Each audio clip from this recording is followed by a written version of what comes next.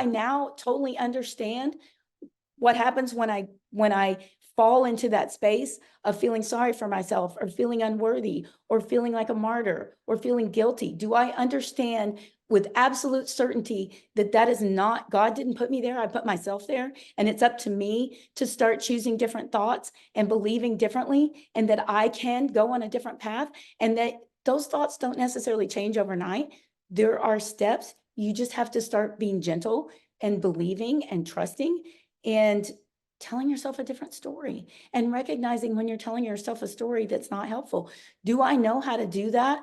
Absolutely, innately. Now, do I know how to recognize when my thought process is not helpful?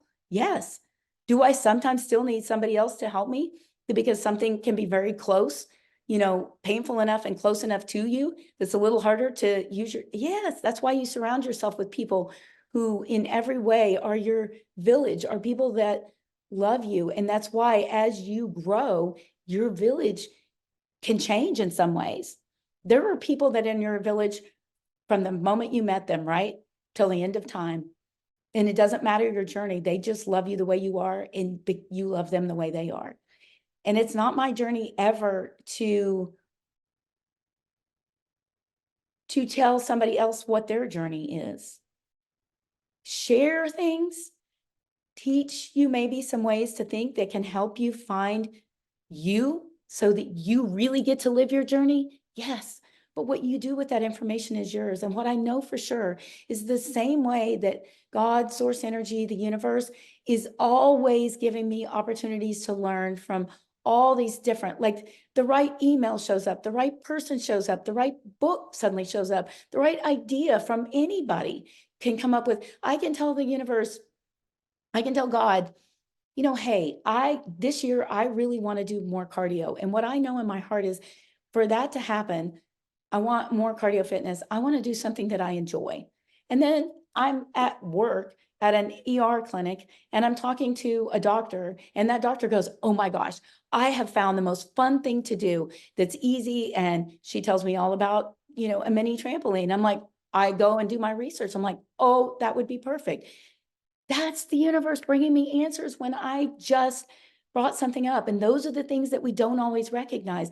They come from people, they come in emails, they come from a TV show. Something pops up and you're like, oh my God, I was just thinking of that. Yeah. And there's the answer, right? There's the growth factor. There's the next spot. God, universe is everywhere, everywhere in all the details, not in one space. And the whole point is starting to see it and appreciate it and say thank you. And those are the spaces that help you. And that's why appreciation is always my number one tool. It doesn't matter how far down you are, you can find something to appreciate.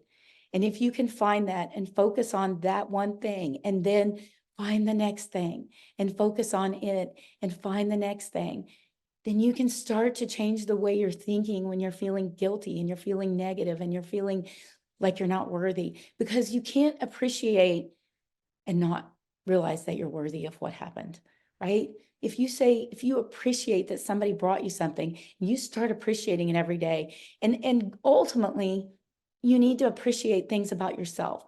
But sometimes we're not even in that space yet. But if you just start to look for anything that you can appreciate and hold on to it and love on it and nurture it, and then believe that you need to start looking for things for yourself. Look for the littlest thing, the littlest thing. I got out of bed this morning. I said hello to somebody. I answered the phone or a text when I haven't been feeling like doing that, right?